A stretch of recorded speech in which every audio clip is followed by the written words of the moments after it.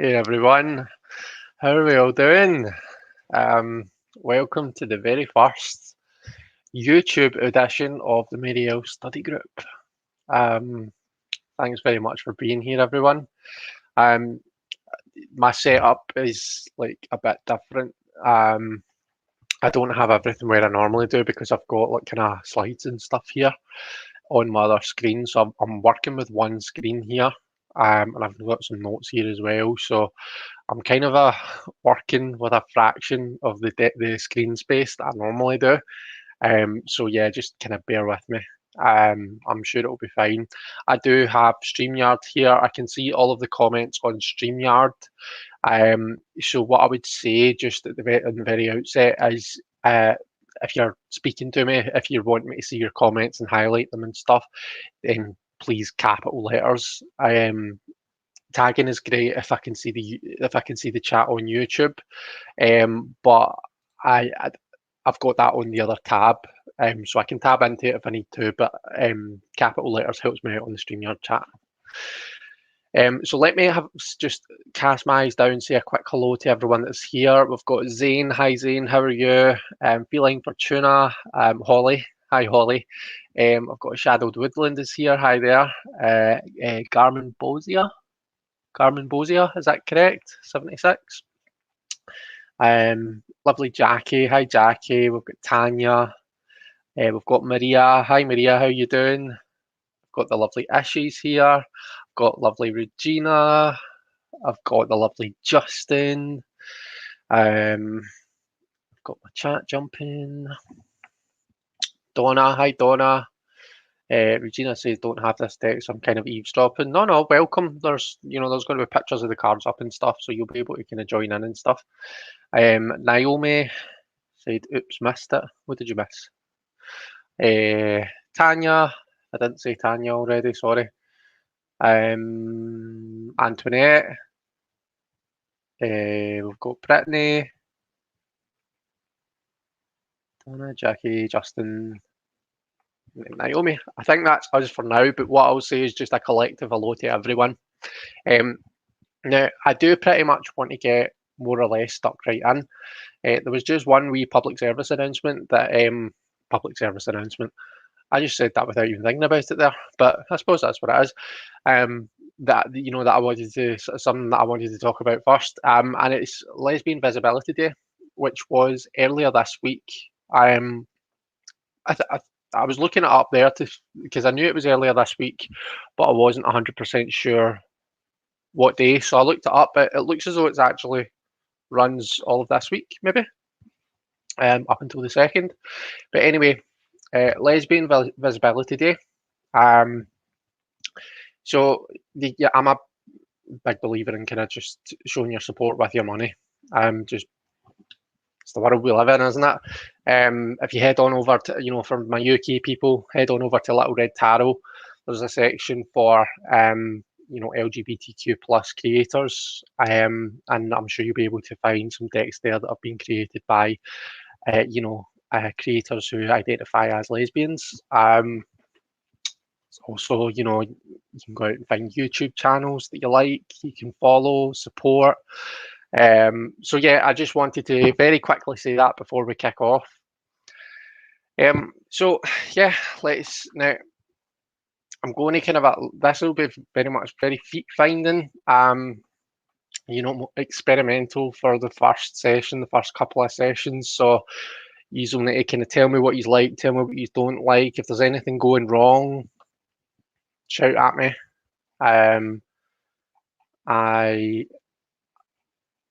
I'm not seeing anything like we can't hear you or anything like that. So I'm hoping everything's okay. Right, let's share my other screen with you then. So you should be able to see now. Is that kind of a clear for everyone? I think you can read that. It looks, from my preview screen, it looks as though it's working okay. So I'm going to assume, unless somebody tells me, oh, we can't read it, then there's nothing wrong. Somebody does say they can't read it, I'm going to panic because I won't know what to do. But just shout out now. It looks good. Right, okay. Thank you so much, Holly. Hi, Alex. Um, so I mean, as you can see, the vast majority of this screen is for Zoom. You know, it's intended for Zoom. The only thing that I would really want to highlight from this screen is the first kind of section. You know, and this is really important to me. I do want everyone to feel that they're able to learn. I want everyone to feel that they're valued.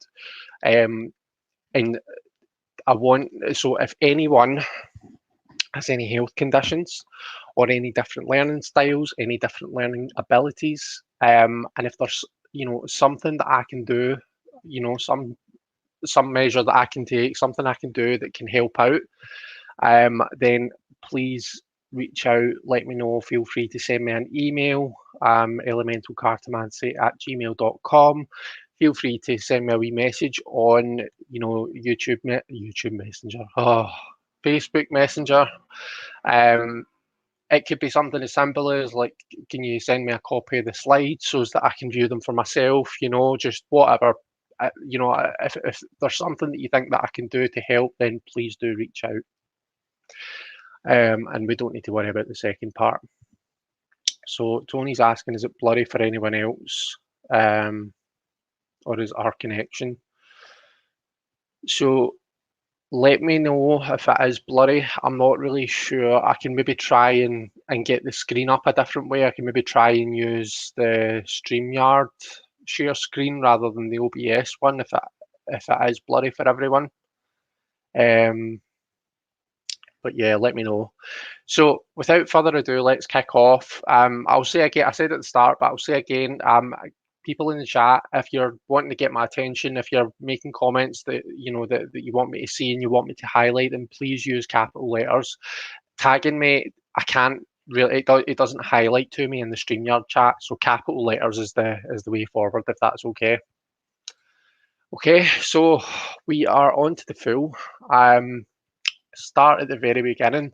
So the way that I'm going to kind of work this, the first half of the entire session will be about breaking down the symbolism on the cards, talking about the card meanings, and then the second half of the entire session, so roughly 2 1-hour sessions, let's say.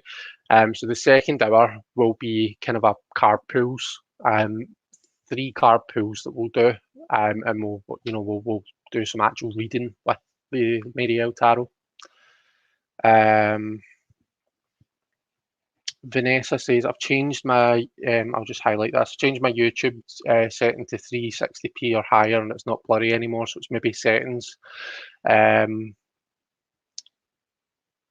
Okay, Sue says, yeah, hi Sue, how you doing? Okay, cool. So yeah, that's how it's going to work. So the first kind of screen here is going to be about breaking down the symbolism, okay? So the first thing I've pointed to is the Fool's posture. Now on the Zoom, we had some discussion about what is he actually doing. What I've maybe not appreciated before, if you look at the background, it's very faint, but it looks as though he's actually jumped off of the, off of the mountain, off of the cliff. You can kind of see the waterfall here. And like I say, I hadn't quite appreciated that before. It does look to me as though he's stumbling. Now, it could be that he's stumbled off the mountain. It could be that he's jumped off. It could be that he's stomping forward. But I thought that the quote that's in the guidebook was quite nice. Now, in the guidebook, it just gives the where you stumble, there lies your treasure part. But I actually thought if you look at the whole Joseph Campbell quote, so it's by going down into the abyss that we recover the treasures of life. Where you stumble, there lies your treasure. The very cave you are afraid to enter turns out to be the source of what you're looking for. Okay. So I think that that's quite nice for the Fool because, you know, it's kind of a saying, the magic happens by accident. You know, it's not when you're consciously thinking about, you know, what you're doing, what's going to happen. Sometimes those wee moments, those wee gems they happen completely by accident and you almost stumble into them. Which I think is a nice message to go along with the Fool. So I've said here the Fool basically has no preconceptions. It's like the blank slate. So he has no kind of a awareness of what the world thinks of him, of what's socially acceptable, of what's proper. He acts purely from a place of instinct and not the considered thought of the ego. And it kind of inspires us to do the same and just maybe not exactly do that, but to consider our own actions and where they come from, why we do the things that we do. Um, so issue to me is fallen from stepping through the portal usually depicted in the world. The treasure would be an epiphany. Okay. Um, okay, so nudity. So I think this is just a symbol of innocence, and again, it's a lack of awareness of, or a lack of regard for social protocol, for the social norm. We've got the caduceus. So the two dragons here, we see the kind of orange dragon and the blue dragon, and they form the caduceus, which is the staff of Hermes. It's said to have transformative powers. And when we come on to kind of talk about the butterflies, we'll discuss like the Fool as a symbol of transformation of the soul. So yeah, I think that that's kind of the meaning there.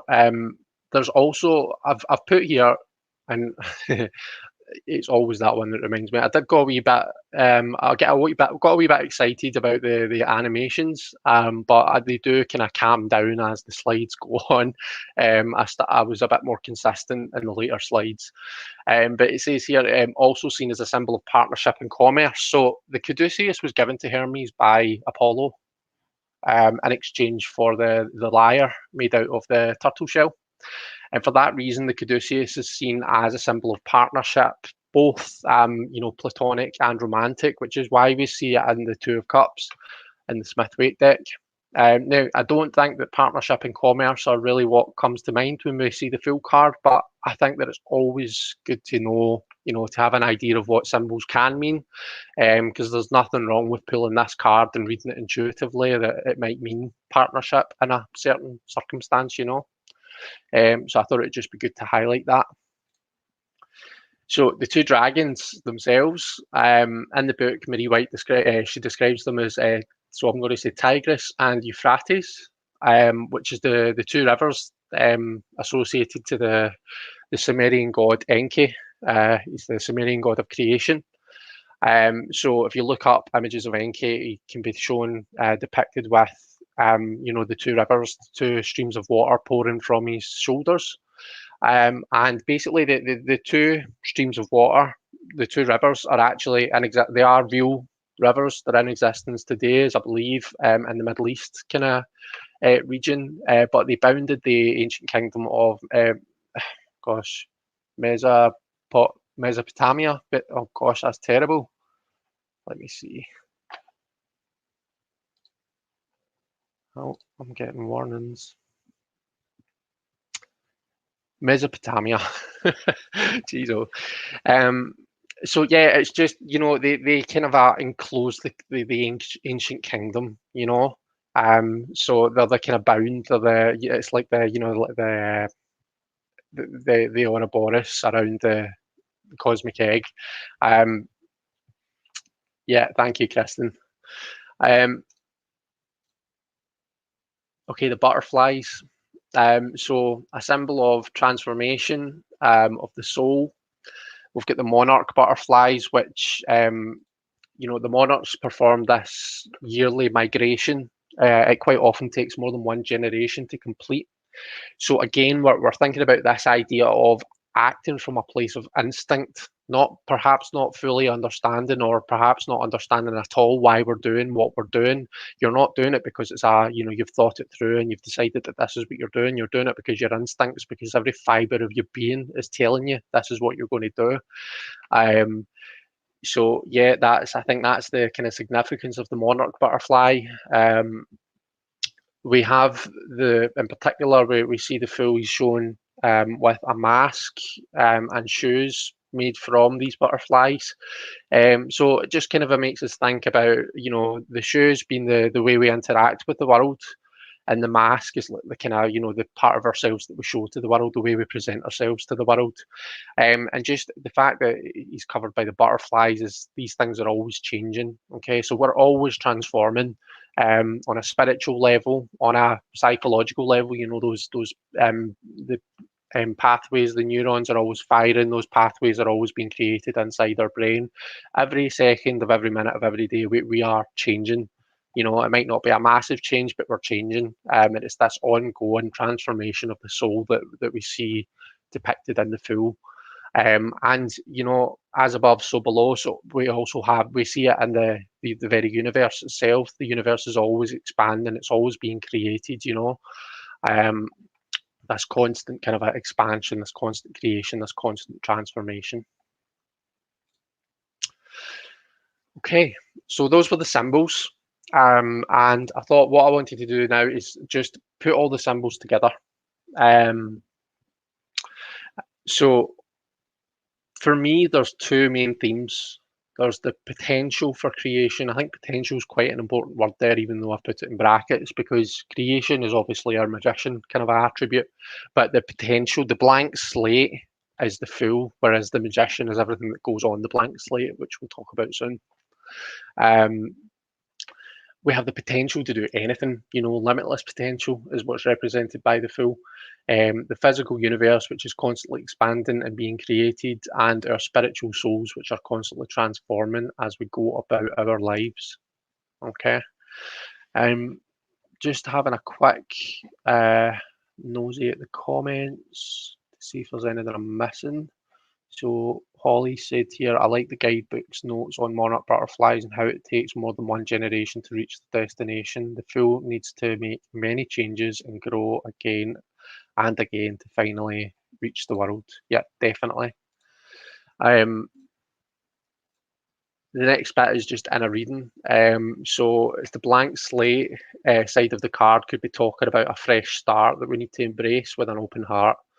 I've said that the Fool's ignorance, his disregard of social protocol, it could be a message to embrace those parts of yourself, embrace that inner weird. There's cards, for example, and I always slightly forget the name of it, Deviant Moon Tarot.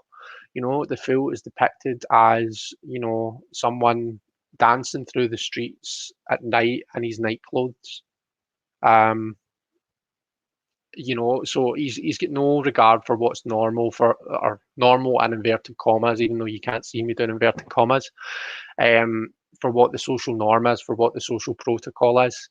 I've said here, say, like, fuck the so-called social norm, the naysayers, be that catalyst for change, be that trailblazer, and lead the way into a new era. So I think that's what our Fool is saying to us loud and clear. So yeah, I just to give you a laugh. So when I was setting up my OBS screens, which is what I kind of use I use it to stream with to get my cameras all together. I was experimenting with having it like this. I'm hoping that you can see that. Yes, you can. And you know that my usual cameras have my face over at the left, but when I had this over at the left, this is what we had. So it got promptly moved over to the right. So there you go. That's just a wee icebreaker, a wee something for you to enjoy and have a laugh at me for. And yeah, so let me just, I don't think we really need my face at the moment. Let's close that bit down. So Shadow Woodland says he fell into a canal, yeah, in the Deviant Moon. Put it in the bottom. I can't see the text. Yeah, don't worry, Shadow Woodland. I wasn't planning on keeping it there, because there's text all over the place on the slides. So it was just to give you a wee chuckle. As she says, there's an image. And Donna says, you're really embracing the Fool then, Chris? Yep, I am. Right, okay. Oops. Oh, I forgot the most exciting part. What do you think? So, I mean, that's kind of a more helpful in the Zoom because obviously the Zoom we're talking face to face, and I've got to stop and give people time to speak and stuff. But because you guys can kind of give your comments in the chat, and I'd encourage you to do so. Like chip in. This is collaborative learning, so I want to hear what you guys think about everything as well. So in the comments, I want to hear what you think about the symbols. There's probably going to be a lot of symbols that I'll miss, because I'm not trying to cover everything. This is just the kind of stuff that I pick up on, that I know, and that I kind of find interesting and note in the guidebook. So definitely chip in. Try and use capital letters if you can, so that I can see it and it highlights to me. So yeah, on to the magician then. So we've got the sun. Okay. So we've got the sun representing the primordial father, and we've got the waters, and what's beneath the waters is kind of a representative of the primordial mother. So these were the kind of ancient, the very first at the moment of creation, the gods that were, about. So we talk about this primordial father and primordial mother, and depending on what pantheon, what mythology you're looking at, that'll tell you what the primordial mothers and fathers differ, and vary across them. We've got the two trees. Okay, so they create this portal, and this represents the portal between the physical world and the spiritual world. So the magician represents that kind of usually has his hand up, one hand up, usually the Smith Waite has one hand up to the air and one hand pointing down to the ground. He's acting as a lightning rod for, divine energy, for, God's spark, whatever you want to call it. But it's this kind of it wasn't there and then all of a sudden it was. That's essentially what the magician does.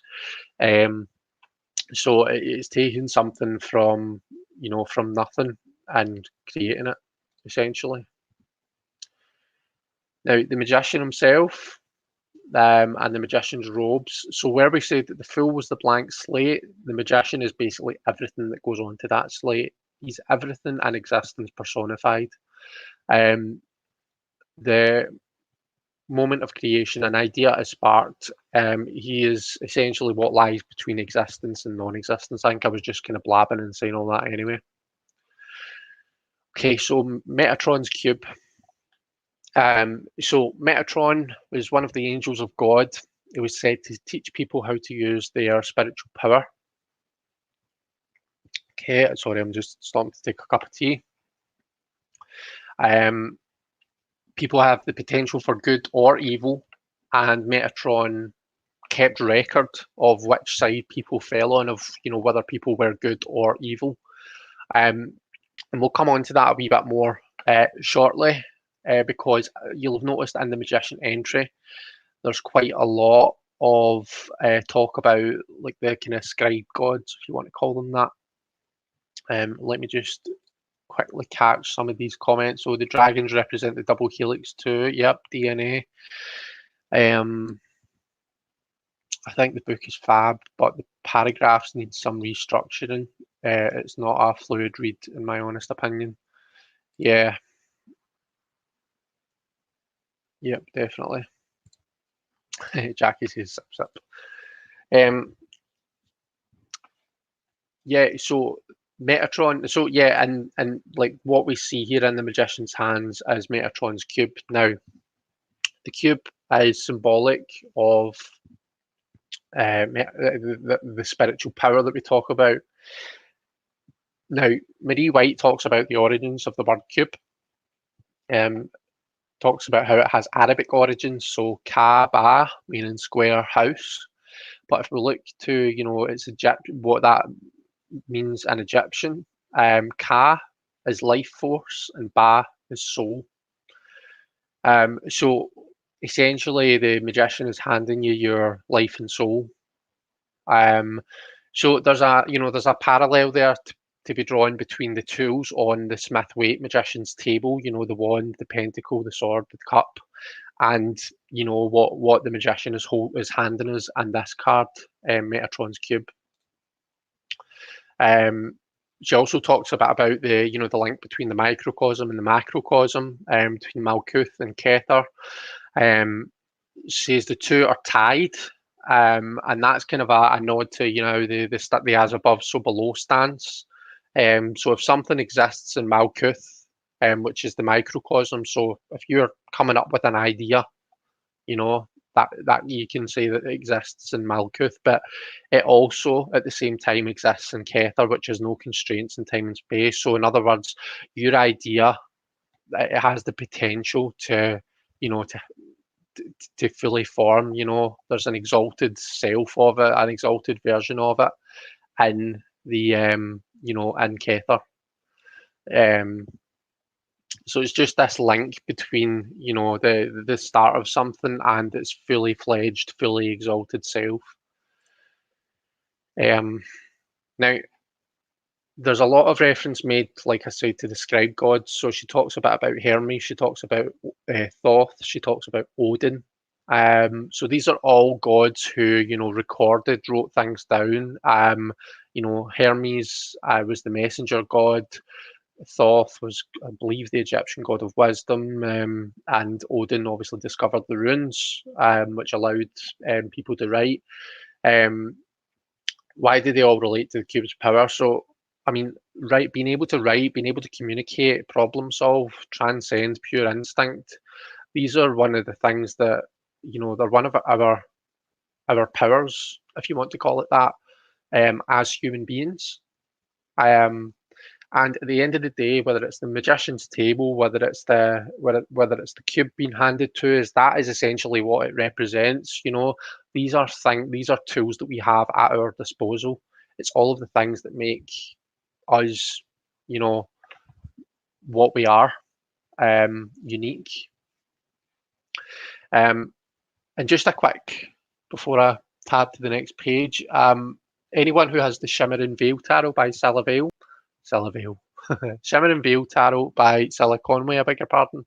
There's a lot of reference in that to this multi-dimensional lattice of consciousness, and this idea that everything in existence can be represented as this multi-dimensional lattice of consciousness. So that kind of puts me in mind of that. So again, it's that idea of everything going on the blank slate, everything in existence is being represented here. I don't think that's what it's meant to be, but again, it's good. It's a good thing to have in mind. It's a good thing to know, I think. Again, before I tab on, one of the other things about the magician is obviously this kind of the no face, the blank face. That is something that I'm going to talk about, but both high priestesses have the same thing, so I'm going to kind of cover it in the high priestess bit. So putting it all together, the magician at its core is about creation. It's this new thing that's being manifested, be it an idea, be it a feeling, be it a drive to do something or whatever. The tools that we've been given, and an assurance of success if we can use them to their full potential. So again, this idea of as above, so below. If it exists in Malkuth, then it also exists in Kether. So, well, let's go on because I covered it in the inner reading bit. So, for me, the main message, it's being inspired to use the tools that we've been given. Now, I've kind of been a bit tongue-in-cheek here in how I've said that. So I've said, but what do we actually mean by that? Because when I'm reading cards, I feel as though I say that a lot. The tools that you've been given, but it's like, what do we actually mean by that? But it's I've made reference to the why the Yod He Vov He, which is the four-letter name of God, or the items on the Smithwick table, or the elements. It's the tools. It's our drive to achieve what we're passionate about. It's our ability to think and communicate and use our intellect, to use our hearts to connect with each other and connect with our unconscious, and to interact with the world around about us. Those are the tools. This is what I'm talking about when I say these are the things that make us human. Those are the tools that those are what the tools on the magician's table represent. That's what the message of the magician to me is about. It's about, knowing that you've got those tools and being inspired to use them. Okay, so the magician is the master of all four elements. So it could indicate a level of mastery in the questioner. So if you're reading cards for a person and the magician comes up, it might be like a reassurance, like you've got this, you can do this. You are the magician. So you can look at these. For me, you can look at the majors in a couple of ways. You can see them as, or I suppose some of them, these ones anyway. You can see this as, the questioner as the fool on the fool's journey coming up against the magician, or you can see it as the questioner as the magician themselves. And those are potentially two quite different messages that you can get there. And then we have, so we've come to the end of the slide.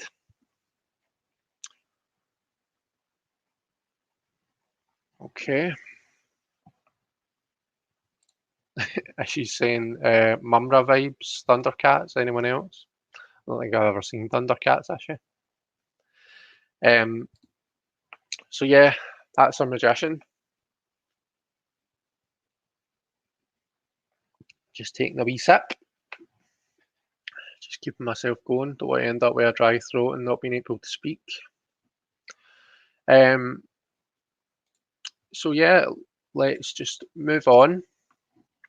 And talk about the High Priestess. And remember, any thoughts, any views that you have, please pop them in the chat. So there's two versions of the High Priestess, and I'm going to cover both. So this is the first edition High Priestess. Now in the book, there's a reference made to the Kraken. The Kraken is a beast of the sea. It can be said to be the guardian of the sea, and there's a parallel drawn here. Now she does look like a sea monster a bit. And the High Priestess, she stands guard of the veil, the portal between the spiritual and the physical worlds.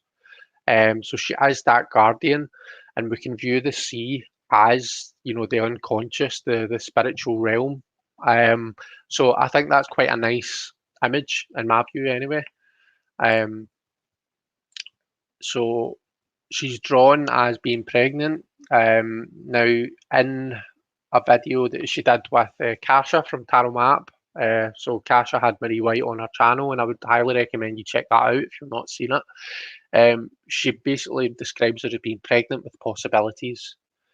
In the book, she also describes the High Priestess as basically like the empty womb where fertility can take place. So she's that void where creation can take place. We've got the Tree of Life on her stomach, and that kind of compares to the Torah scroll that we see on many tarot decks, including this Myth-Weight. It's the idea of all this knowledge and this wisdom, and it's also a connection, a symbol of connection between heaven and earth. So it's another kind of a nod to her being that guardian of the veil between the two, between the physical and the spiritual realms.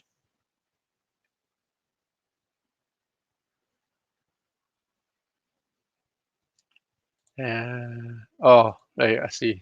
Alex says, "What, you've never seen Thundercats?" I need to wash my mouth. I didn't ask the other day what's on her head. It looks like a bird head. Do you know, I'm not exactly 100% sure, to be honest with you. I've got my theory about what the wee lights are. I'm not really sure what the kind of a headdress idea is. It looks as though she is wearing a kind of veil. So that's kind of a hooded type appearance, and then we have like the veil coming behind her here. So it does look as though she's still wearing the veil of the High Priestess, and I think that's what that is, but I'm not sure what all this is, to be honest with you. Um, so the waters represent the unconscious, those deep realms of the mind where ideas go to germinate. If you've ever used, the expression "you're going to sleep on something," that's a kind of a that's basically your unconscious mind. You're letting your unconscious unravel things and sort things out for you. The unconscious mind is an amazing tool that we all have, and you know, I'm kind of trying to develop a better connection with my own unconscious, as I'm sure like kind of most of us in this kind of a sphere are. Um, I was telling this story during the Zoom. Um, when during one of my exams at uni, it was one of those exams where you go in feeling so underprepared. Sorry, I should probably take Kristen's thing away. Um, Feeling so underprepared, I felt like I didn't know anything. And when I sat down and I looked at the questions and I just started writing, and all of this knowledge came from somewhere, and I was like, I didn't even know I knew half of that. And I think that's kind of the unconscious mind at work. Uh, but yeah, so in the book, you might have noticed that there's this reference to Ibzu and E Agura. Now I've looked it up and I can't find these. And the E apostrophe basically means temple, so the temple of something. But the Bzu, the BBZU, and the Agura, I can't find. Now the closest thing that I can find, so it's described in the book as the Temple of the Abyss. So Ibzu, Temple of the Abyss, and Iagura, Temple of the Subterranean Waters. And the closest thing I can find is E Abzu and E Ingura, which are both terms for the Temple of Subterranean Waters, which is a temple which honours the Sumerian god Enki, which we spoke about before when we were looking at the Fool. So yeah, I'm not sure whether that was spelling mistakes or whether I'm just, I've not done enough research. Let's see. As she says, the placenta, when laid out, looks like a tree of life. Really? That's quite cool. Um,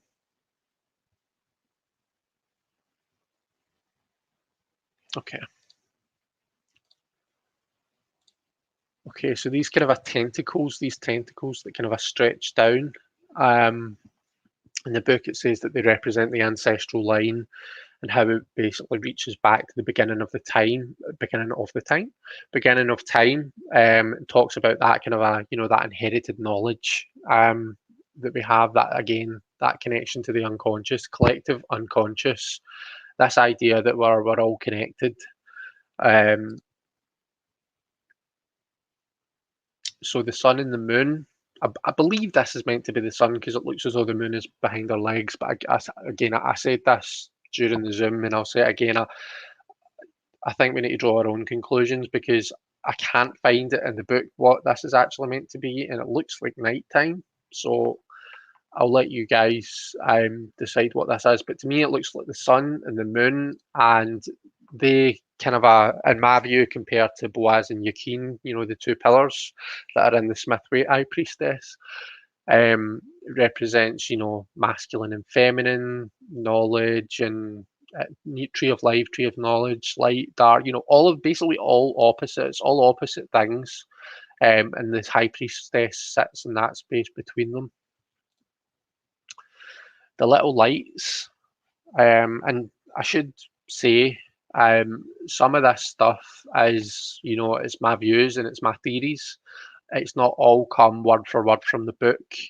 So some of you might disagree with me on some stuff, which is cool. Let's just have a quick look.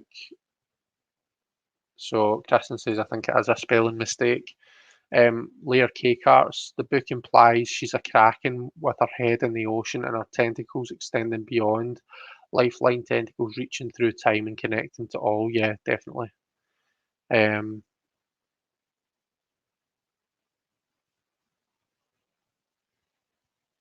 looks like planets in alignment, maybe a conjunction. Okay.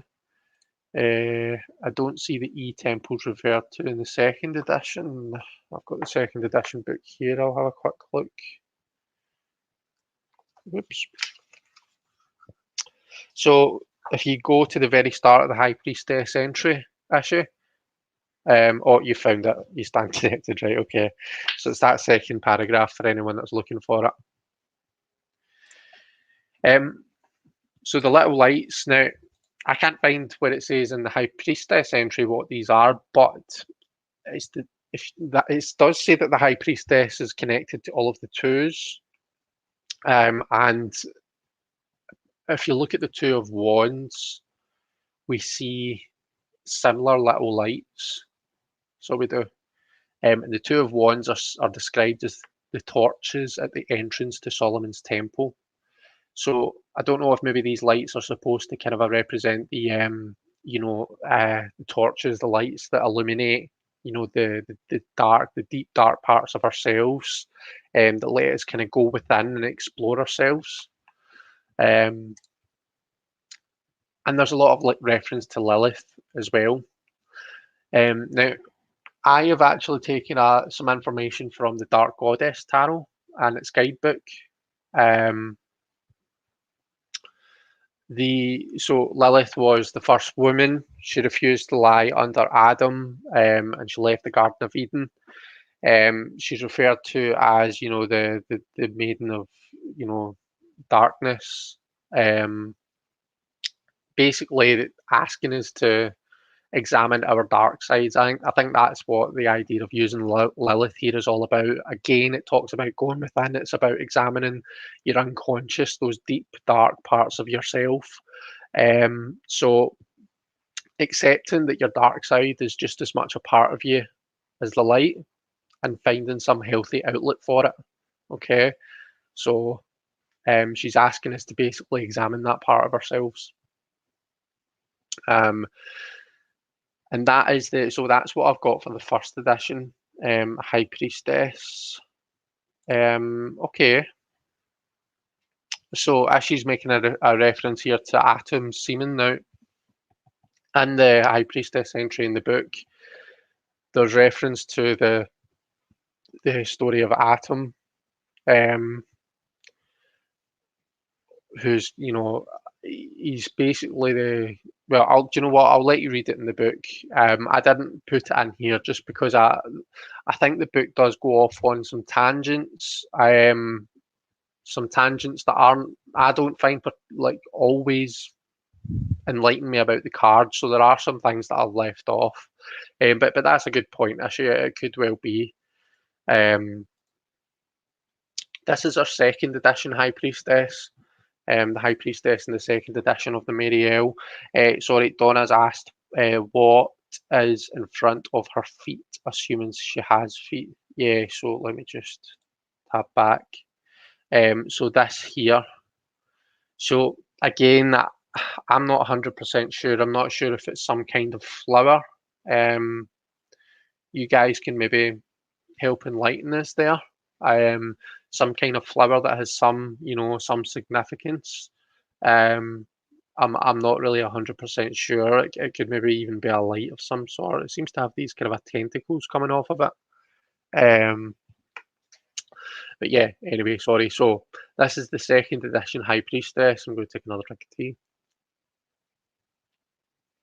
Now, there's a lot of things, I think, parallels that can be drawn between the first and the second edition. So I say that see the sun and moon as the Boaz and Yakin. We had the waters, the subterranean waters in the first edition. We've got this kind of very watery looking floor in the second edition. We had the tentacles reaching down in the first edition. This part of her robe, you can see it kind of comes off in these kind of tentacle-like, these kind of golden tentacles. So I think there's a lot of kind of parallels to be drawn between the two. Let's have a look at some of the things that are different, though. So we have the pomegranates, which I think are a symbol of Persephone. The pomegranates are what tied her to the underworld, but equally they were her salvation. They were what allowed her to. So The fact that it's only half of the pomegranate or 6 of the seeds or however many it is.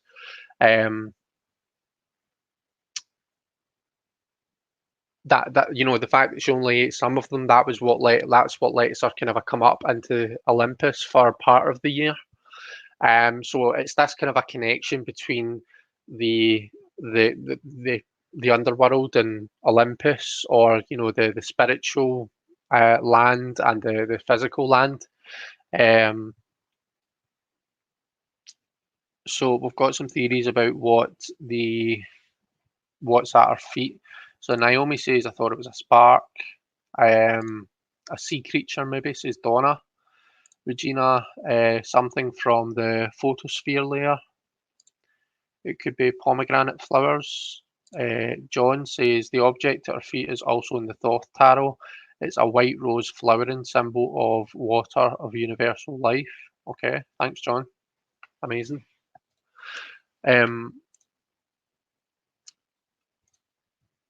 So pomegranates, they're also rich in estrogen, and they're supposed to be a symbol of femininity and sacred feminine power.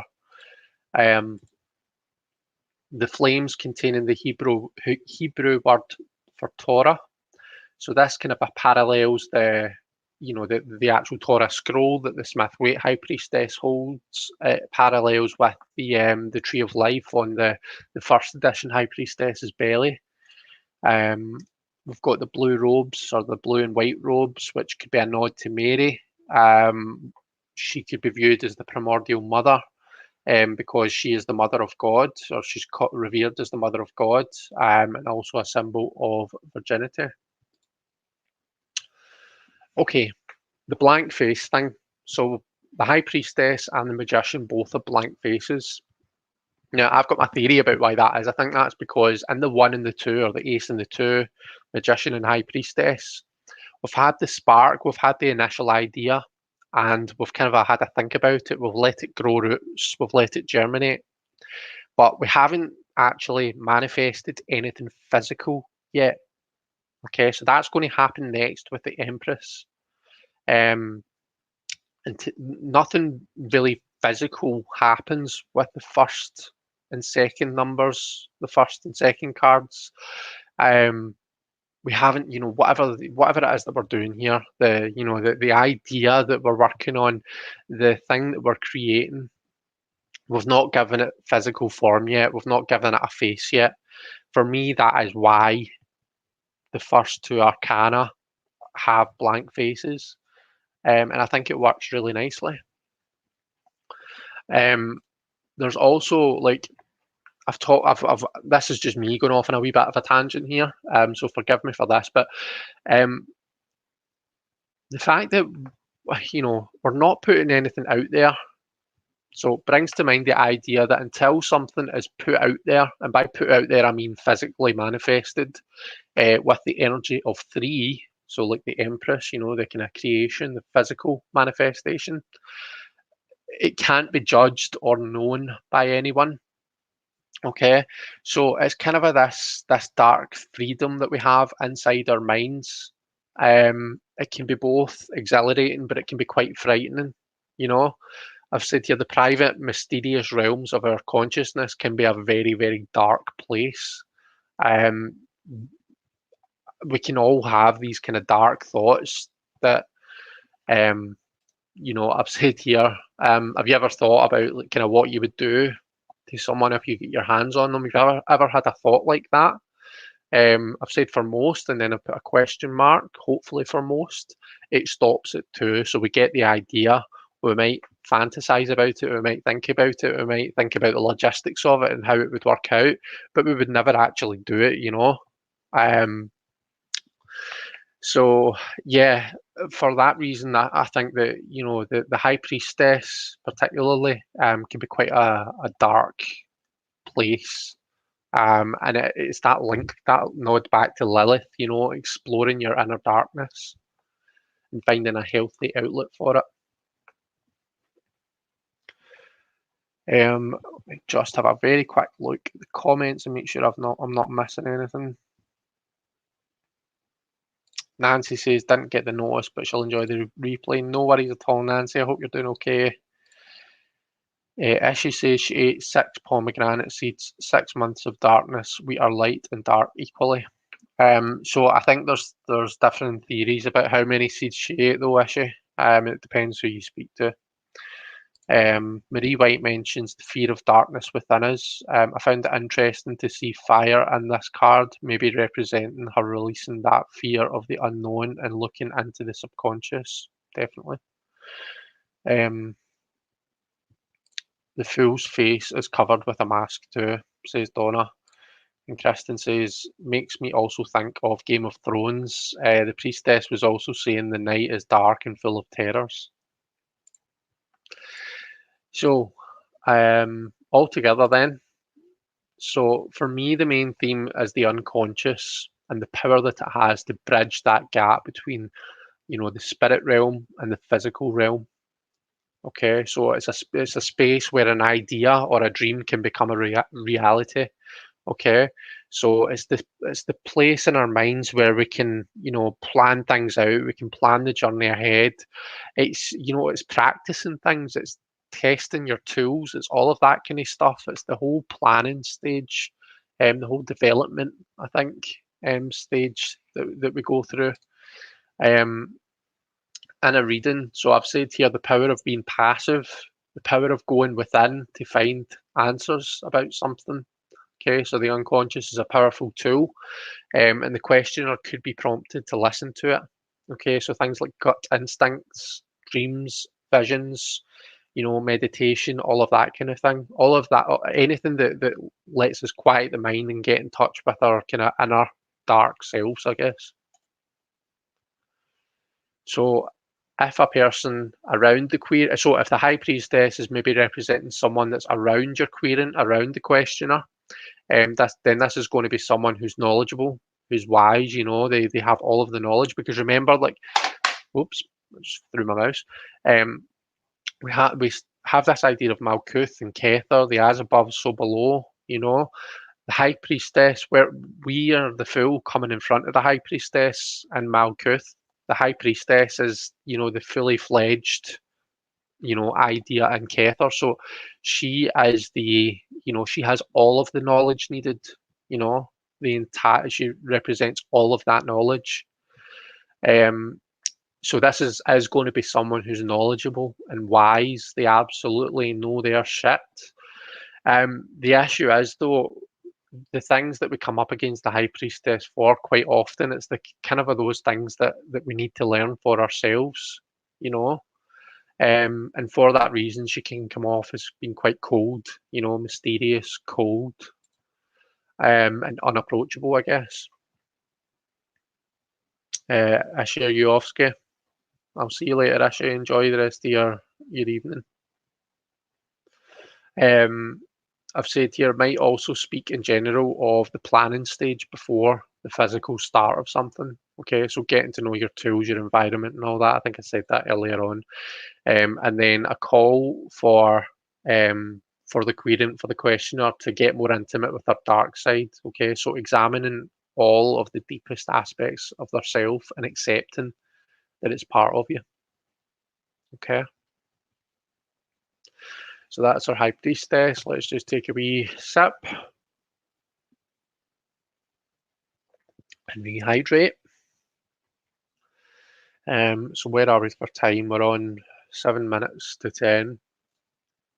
So we'll cover off the Empress, and then we'll have a bit of a change. We'll come off of this screen, and we'll pull some cards, and we'll look at some card readings for like these cards.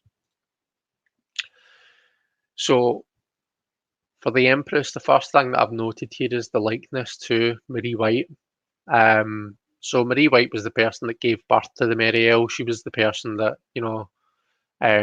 brought it from the spiritual realm to the realm of existence, or the realm of manifestation. Okay.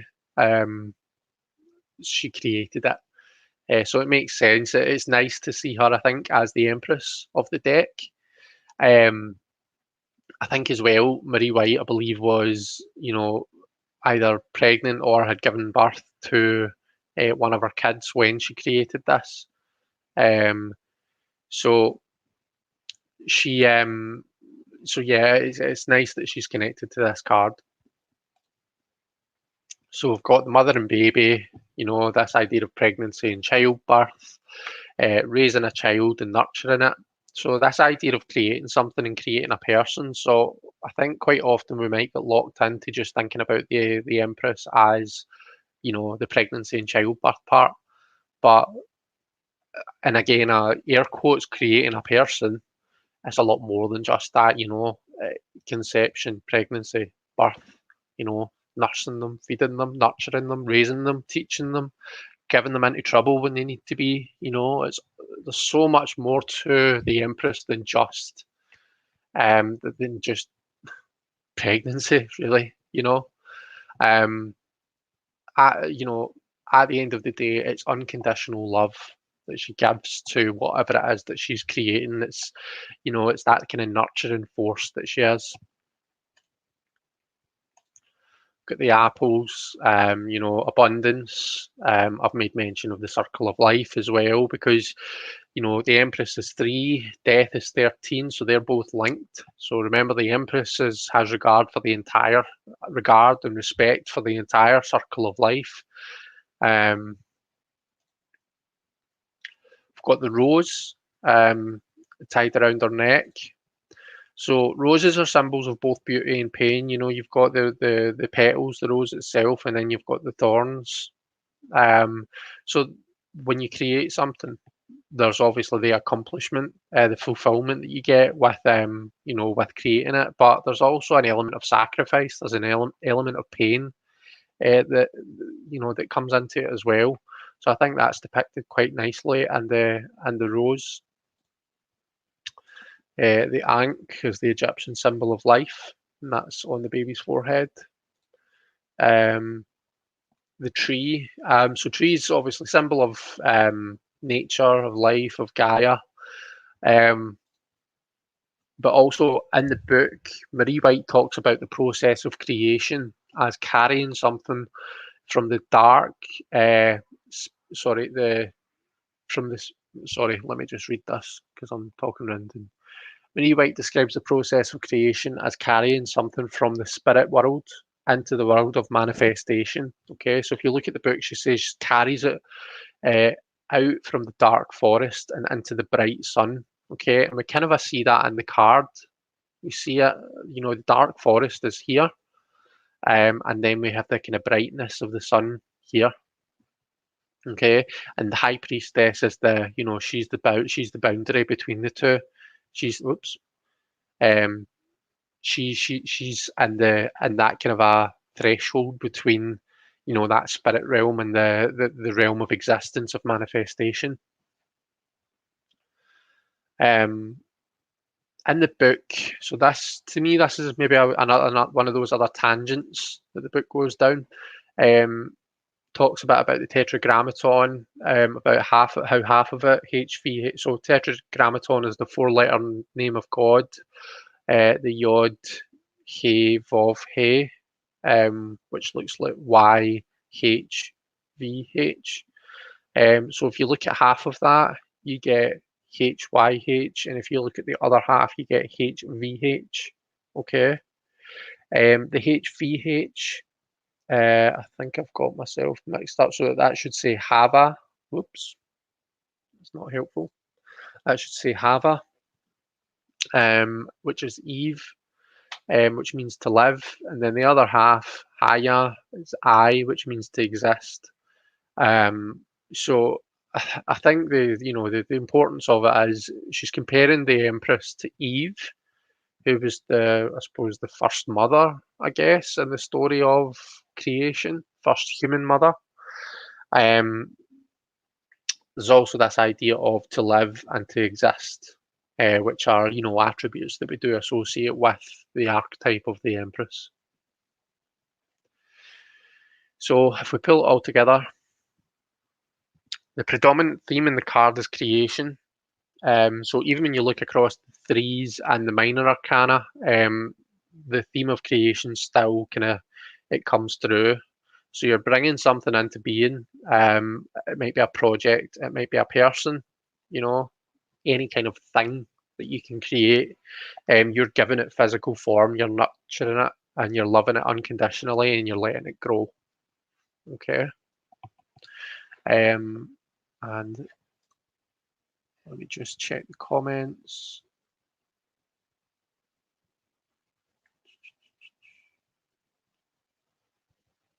I saw that.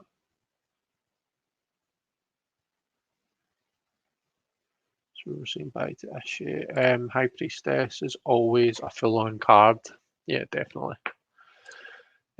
Threes are growth and expansion, creativity, fertility, abundance, all good stuff that doesn't exclude women who aren't mothers or men, etc. Yep, definitely. Interesting. That's she. That she's wearing a ring too, another circle and symbol of commitment. Yeah, yeah, definitely. I'm referring to our kind of our wedding ring here. So in a reading, we could be asked to think about the person who is the Empress archetype to us, or we could be like the card could be talking about the Empress within ourselves or within the querent. Okay, now sometimes they're the same thing. Okay, so sometimes it talks about self care and self love. We need to be the Empress to ourselves. We need to nurture ourselves. Okay, but again, it's this idea of are you the fool coming up against the Empress? You know, thinking about the Empress archetype in your life, or are you the Empress? Are you that archetype? Um, so creation and creativity, something's becoming real for the questioner. Something's being brought into the world of existence. So something's being created. Um, they might be thinking about taking the first steps on an existing journey. They might be creating a piece of art. They might be becoming a new parent. Okay. Whatever it is, it's going to take commitment, it's going to take passion, it's going to take love, and an element of sacrifice. And again, referring to the Deviant Moon Tarot, if you read what is said about the Empress in that deck, she's basically looking behind her because she's yearning for the life that she used to have. She's scared about the sacrifice and the commitment, the responsibility that she now has, and it's like she's looking back on when she's fearful and she's looking back on when she didn't have all that responsibility. Um, so I've said here the responsibility of what is happening. It might make us look back over our shoulder and think about the life that we had before. But the Empress card reassures us that we've got what it takes, essentially. It might be that the querent needs to be nurtured. Maybe they're being asked to concentrate on self-love, on self-care, or to turn to someone in their life who embodies that Empress archetype. And that is it for the slides, guys. Well, that was actually timed quite nicely. We're only a couple of minutes after 10. So those are the first, I suppose, 4 cards, 5 if you count the extra High Priestess. I think I'm going to try and do 4 cards per session. Hang on. We can change to have my face. I suppose actually we want to have the table, don't we? What I've done is I've actually made a zoomed in table camera here. So yeah. So I hope that I hope that was helpful for people. I hope that you enjoyed it. I hope it wasn't too kind of a throwing information at you, kind of a boring type way. Um, I'm kind of making this as I'm wanting it to be a kind of a resource to people. If people are wanting to learn about the Marielle, I want there to be like something that does break down the deck in a simple and easy to understand way. So I'm hoping that this can maybe be that. That this video on my channel can maybe be that, or maybe go away to contribute in that kind of thing. Now, I don't. So obviously that's the first half done. Now, I think for me as a person, personally, I learn by both taking in information and by doing stuff. So I think it's equally as important for us to learn by, by learning the info, but also by reading the cards. All right. So for the second half, I want to concentrate on is doing readings. Now, what I'm going to do, so those of you that were in the Zoom will know this. But what I'm going to do is so you know how that kind of a Lenormand idea, where you kind of go through and find the card that the significator card or whatever, and then take the two on either side of it. That's what we're going to do, and I'm going to do that for each of our 4 cards that we've looked at today. Okay, so I mentioned through the week that I just got the second edition of the Marielle, so we're going to use that. So the first one is the Fool. Now, in terms of questions, I was thinking I could just pick a sample question that's appropriate for that card. So for the Fool card, I was thinking the question we could use is how can I? Well, what is a good question for the Fool?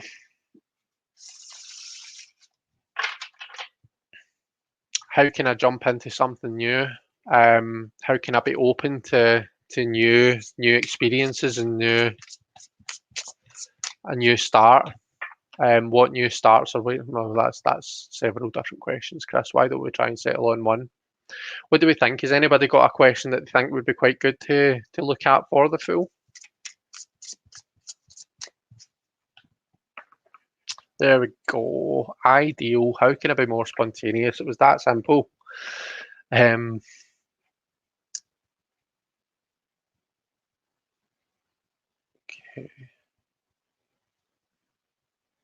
So Donna's got to run, going to catch the rest later. Cool.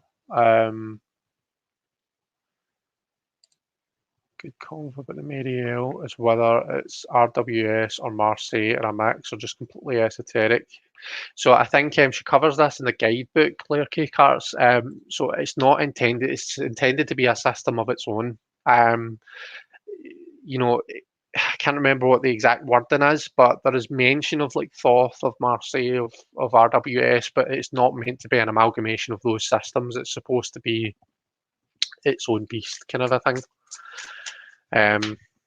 Okay, let's pull these cards now. I want everyone to participate here.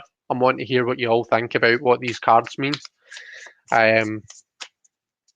So let's look and find our Fool. I suppose I could do this so that you can see. That's maybe a wee bit more interactive, eh?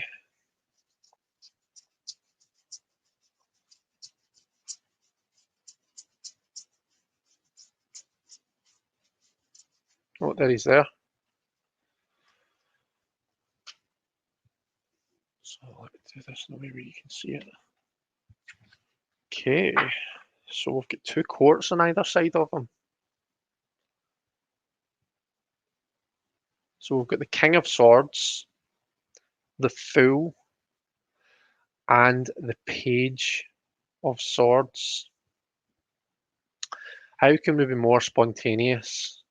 King of Swords, the Fool, and the Page of Swords.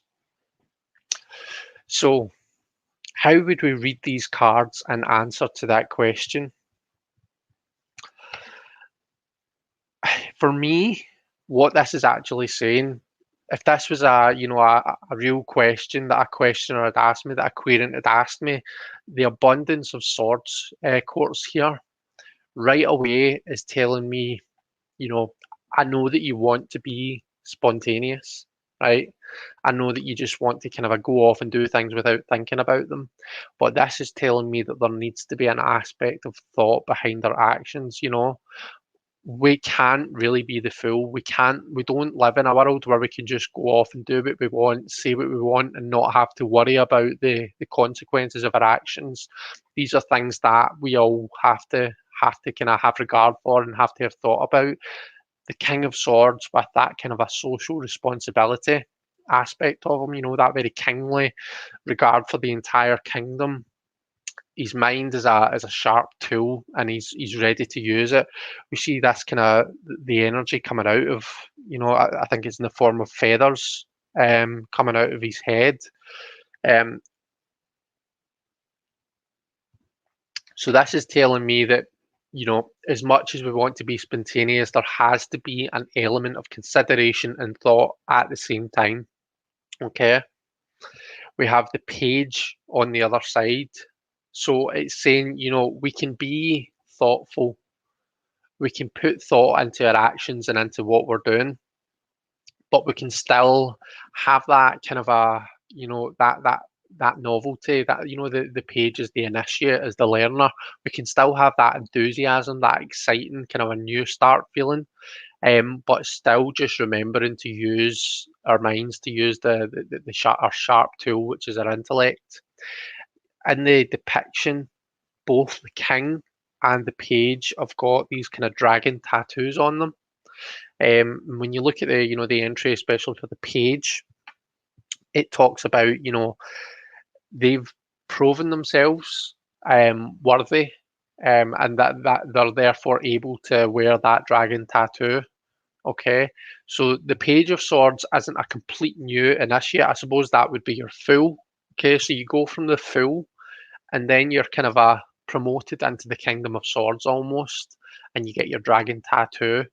Okay, so they do that, and we see the throat chakra and the heart chakra are both kind of highlighted here. I think that we do that by, speaking from our true voice and speaking from our heart, and from there, you've got your kind of your king has got his golden dragon there. So those are just some thoughts that I'm throwing about off the bat. Now let's see. So we've got master your ability to release your thoughts and learn how to be less conscious about your actions. Holly says, I agree, there needs to be some thought behind your actions. It's great to have fun, but also consider the consequences. Yeah.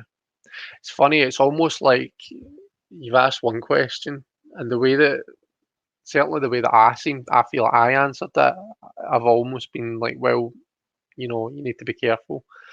I like Tony's answer to the question, or sorry, Antoinette's answer to the question. Do you mind being called Tony, Antoinette? Or is it Antoinette? Master your ability to release your thoughts and learn how to be less conscious about your actions. So I think that does answer the question quite nicely with these cards.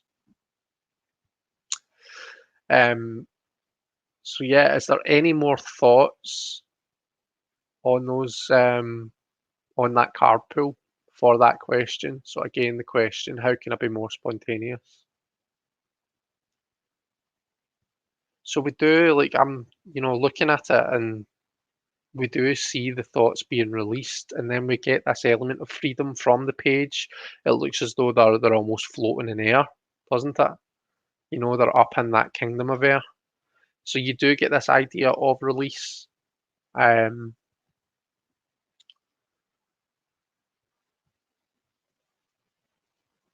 Okay. I'm not seeing now. Like I say, I'm working. I suppose actually, what I'll do, I'll shift the StreamYard over here, and I can have my YouTube chat up.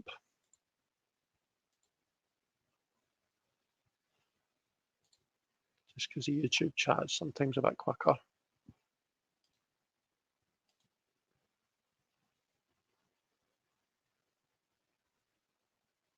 Okay, my public name is Antoinette due to HR issues. No worries at all. Behind your actions. Oh yeah, sorry. So that was Holly's, right? Okay, cool. Let's move on to the next 3-card pool, which is for the Magician. So a potential question for the Magician, I suppose, could be how can we use the tools that we have at our disposal? How can we use the abilities that we have in order to achieve our goals and be our best self? So how do we use our abilities, our assets, our tools in order to achieve our goals? Whoops. Let me just shift that off.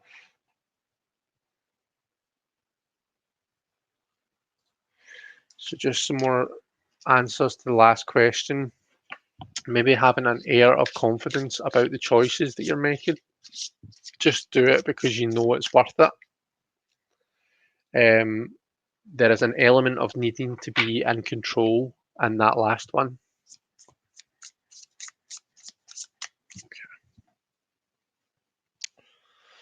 So again, we're finding our magician this time, and it's how can I use my abilities, the tools that I've got at my disposal, my assets, in order to achieve my goals.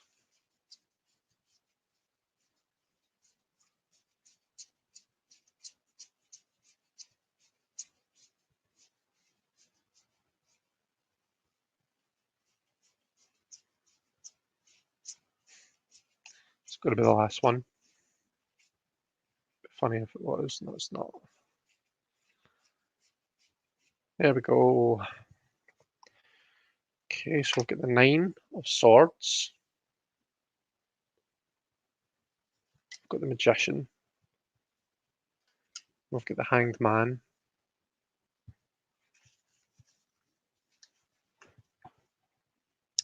How do I use the tools at my disposal in order to achieve my goals? So the 9 of Swords for me is talking about the power of the mind. Okay. Um, this is quite different to what we often see in Nine of Swords cards. Quite often the nine of Swords is seen as quite a negative card, is seen as the nightmare card. And this though we seem to have this kind of this paradise almost. Um, working our way through the swords suit. It's all about building that understanding, okay? Building that understanding without ego, almost. Not in an ego bashing way, but the ego is that part of ourselves that wants to label things, that wants to define things, and that almost hinders us from being able to experience. Okay, so if you're walking by a tree, you think tree and then you move on. Okay, you don't really think about, it takes in carbon dioxide and gives out oxygen, part of nature, there's life. You know, you lose the experience by that kind of a defining, by that labeling, and that's the ego. But the journey of the swords is to be able to kind of pick up, build understanding, um, true understanding of things without ego. Now, the 9 is a number of completion. So the 9 of Swords for me should be a pretty positive. You've gained that understanding. Um, so how do I use the tools at my disposal in order to meet my goals? So I think it's all about self-knowledge, self-awareness. It's about knowing what the tools, what your own abilities are. And Hanged Man, so don't be afraid to do things a bit different.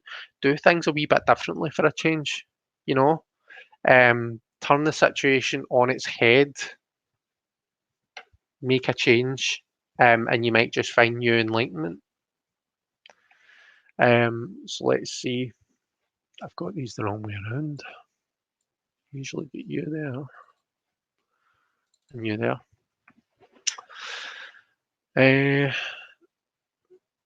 Naomi says using your tools to recover. Definitely. Antoinette, setting your mind to your goals will help you attain what you set out for. You have and can design what you need. Think outside the box. I like that. The power of the mind and the law of attraction will bring you what you need by changing your thought process.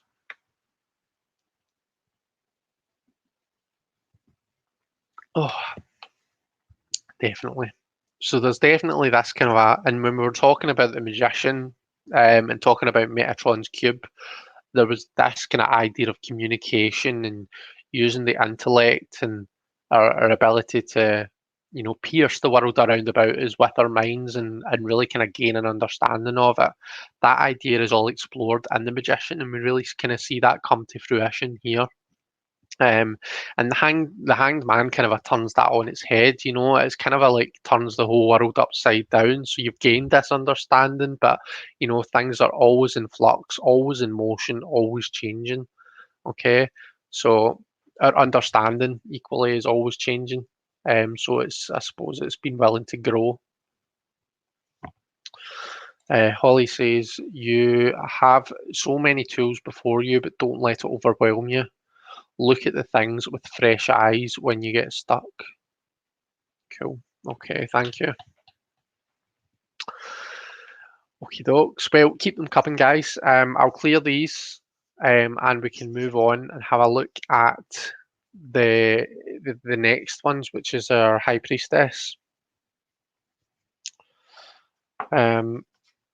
So again, I'm using the second edition here, so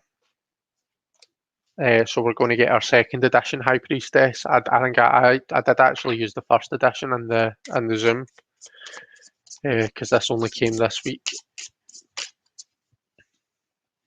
Shadowed Woodland. It's all a matter of perception in the mind. Ask yourself, why are you questioning this belief that you do not have the tools?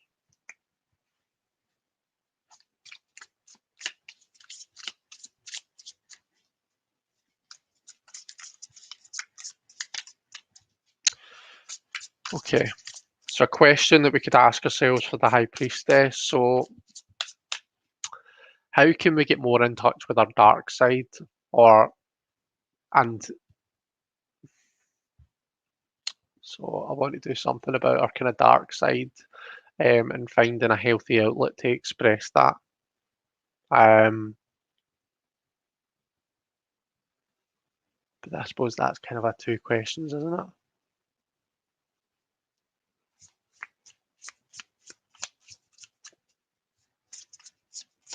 I really should have wrote these down. That would have been helpful. I'll remember that for next time.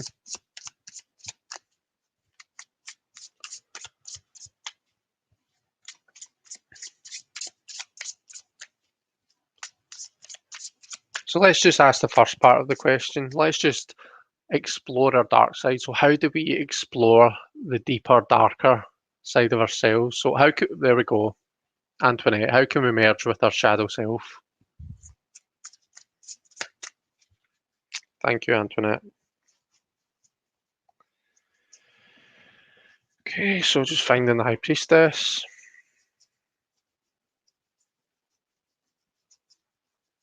There she is. Oh, and look what we've got again. This happened during the Zoom as well, didn't it? We had some doublers. So we've got the Nine of Swords again, we've got the High Priestess, and we've got the Star.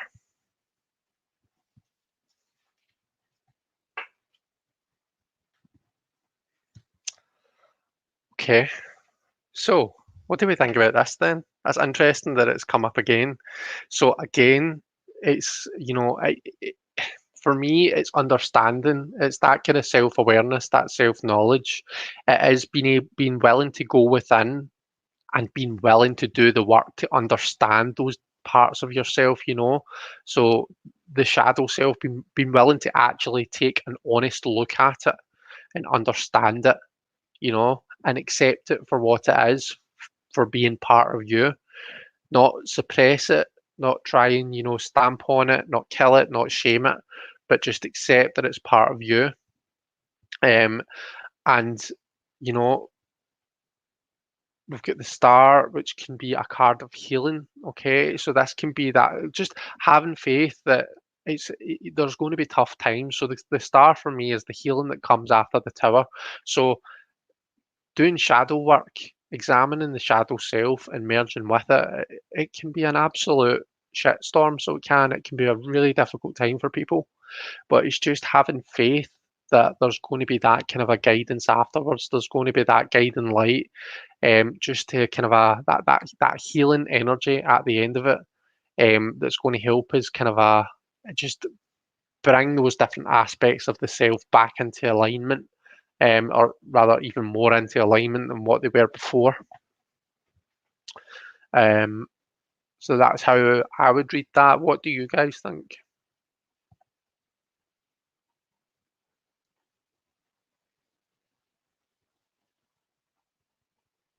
So I'm not really seeing much chat happening on either screen.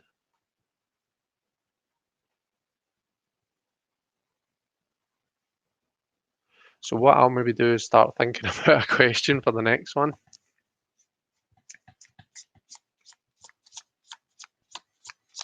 Start shuffling. So what do we think? Nine of Swords, High Priestess, and the Star. How can we merge with our shadow self?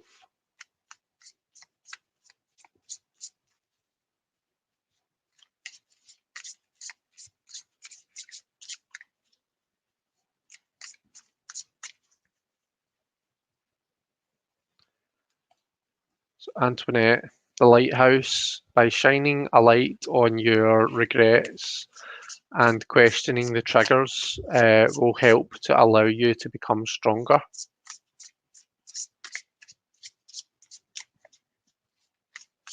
Thank you, Antoinette.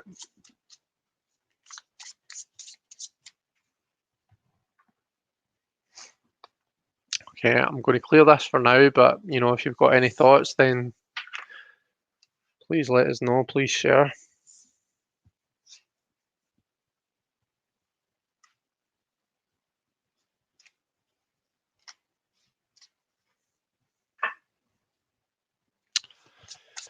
Okay, so last but not least, we have our Empress.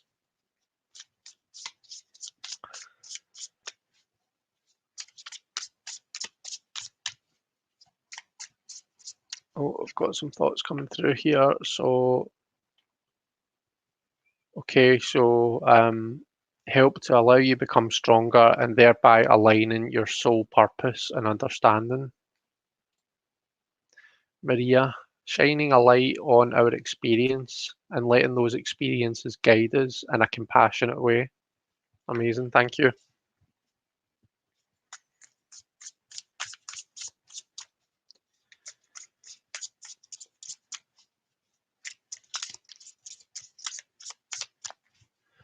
Okay, so let's think of a question for the Empress. So,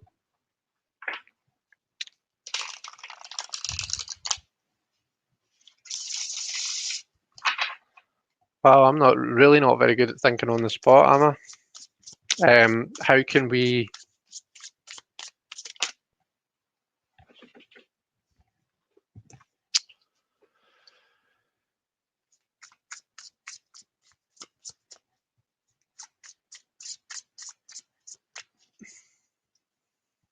something to do with the creative self?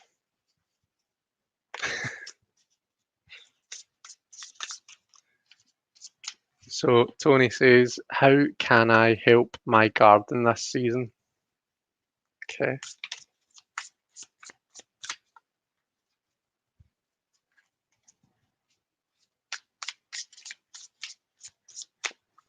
Okay. So let's find our Empress.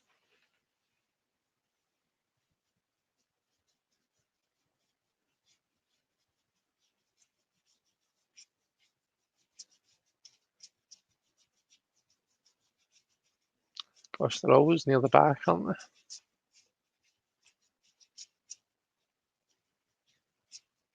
Oh, there she is. Oh, look who's making a reappearance.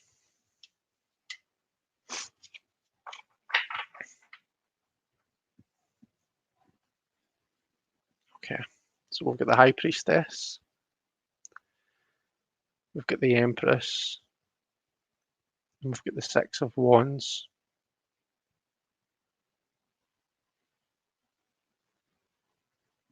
Okay. Oops. It always says fix.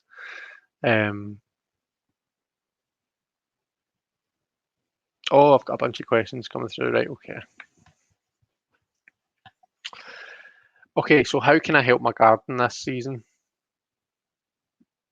Um, so I think for me, the High Priestess is like, knowing when to leave it alone. Don't constantly be digging it up and trying to change things and pestering it.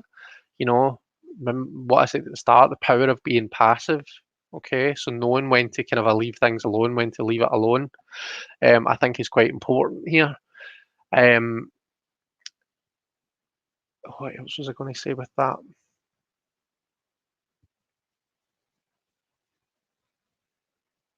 Yeah, so the two, the high priestess, it's that kind of a germination, it's the kind of a forming the forming its roots. It's when the seed forms its roots. Okay. So I suppose in question to your garden, like so with quite a lot of plants, flowers, they need to be given the appropriate size. I know that quite a lot of things you can't just fire them straight into the plot, straight into the garden. You need to put them in the wee pots first in order to let them germinate. And then when they take on enough, then you put them into the garden. So to me, it might be kind of a speaking about that. Um, the Six of Wands. So what could the six? We've got the angel. Is this Gabriel in the Six of Wands? The kind of warrior of God, and he's kind of a slaying the demon here. So I suppose just remembering not use pesticides, but re- remembering kind of a nurture it in a way where you're keeping pests away. Um, Also, when it comes to growing plants and flowers and stuff, it's equally as important to cut off the dead bits as it is to kind of water and feed your plant in order to let it thrive. So I suppose that's maybe something to think about as well. What do you guys think? You're going to have to get dirty, give your garden the attention it deserves. Definitely. Use the moon cycles for planting. This will help create growth. Amazing. That's a really interesting insight. What's the end card? Sorry, this is the Six of Wands. Okay. So all of the sixes have archangels. So they do. So I believe that this is Gabriel in this card. Shadowed Woodland. Do a lot of planning and you'll be harvesting your rewards in the end. Definitely. The planning aspect of the High Priestess here. And then Antoinette, planting to the moon cycles to grow, feed and nurture, weed and talk to them as well.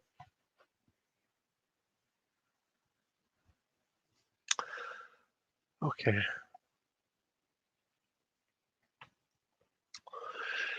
Well, guys, that is more or less it. Now, I know that we're finished half an hour early.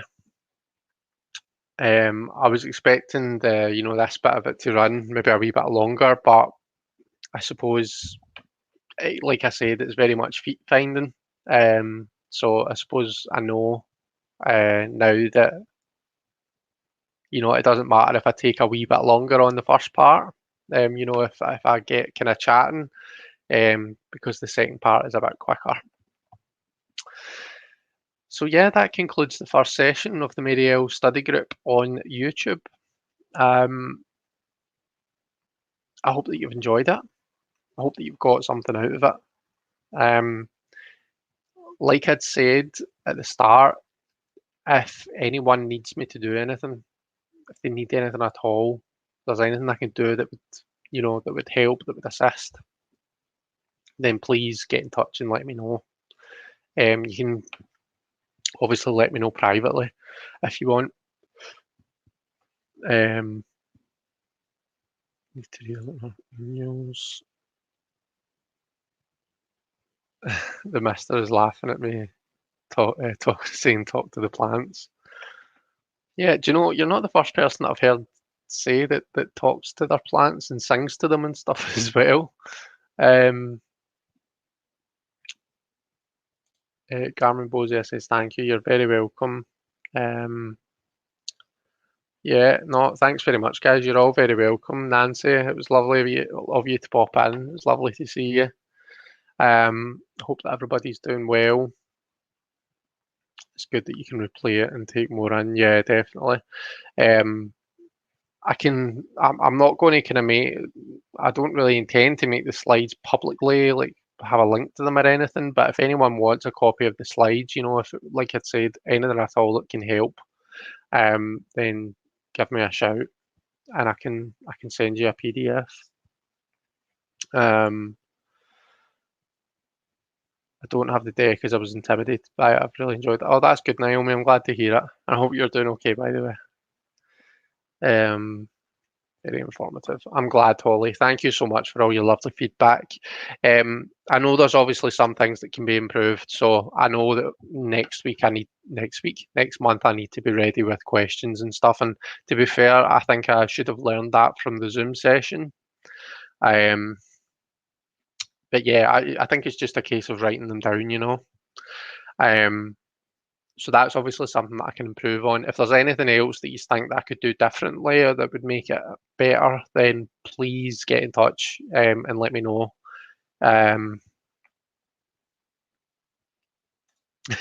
Regina says she enjoyed eavesdropping. It was lovely to have you. I think we'll just leave it there, guys, if that's okay. Thanks again to everyone for being here. I've really, really enjoyed it. It's been lovely having you all, lovely chatting to you as always. And yeah, I hope that you've enjoyed it and that this has been a kind of a valuable session for you. So yeah, until next time, guys. Actually, before I let you go, I should probably tell you when the next sessions are going to be. So let me just close this down. So the last Thursday of the month is when we're going to have the YouTube live, and then the Zoom is the Sunday before that. So let me just get my calendar open so I can see when those dates are. Calendar, there we go. Okay, so we're on April, so we want to go into May.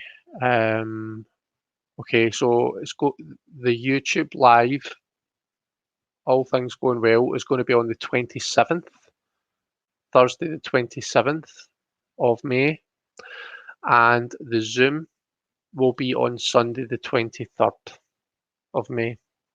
So that'll be session 2. Oh, there we go. Thanks, Antoinette. It's your birthday. Oh, we'll all need to remember that and wish you a happy birthday. Excuse me. My goodness. Right, well, I think that's a good place to stop before I choke my lungs up. So have a great weekend, everyone. Have a great Friday tomorrow. Enjoy the rest of your day today. And take care of yourselves. All right. See you all later. Bye-bye.